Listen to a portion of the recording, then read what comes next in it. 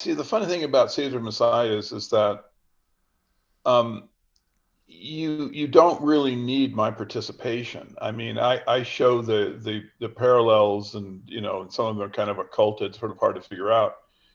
But honestly, if you just lay out the battle of Judea that Titus waged and against the ministry of Jesus, like I do in the chapter called the Flavian Signature, I think it's pretty much self-evident that one is dependent upon the other. That the ministry of Jesus was created out of this story. That, I mean, because for one thing, so many of the parallels are not conceptual; they're just literally historical events, because they wove in all these historical events into the storyline of Jesus Christ. The destruction of the temple, the encircling of the city with a wall, the journey from Galilee to Jerusalem, the abomination of desolation. I mean, these are historical events that Josephus recorded and uh,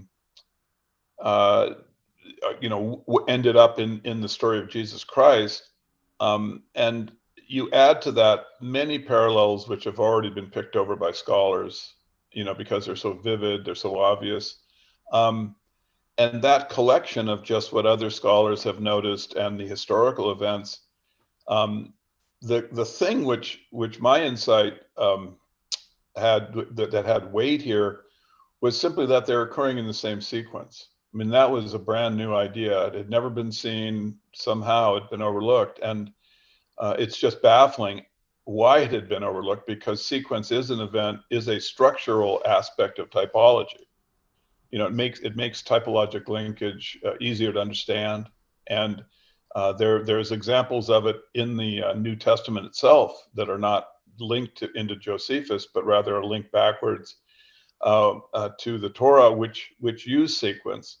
So the idea that sequence had never been applied as as an analytic technique to try to make sense out of Jesus's ministry is really just a catastrophic intellectual oversight.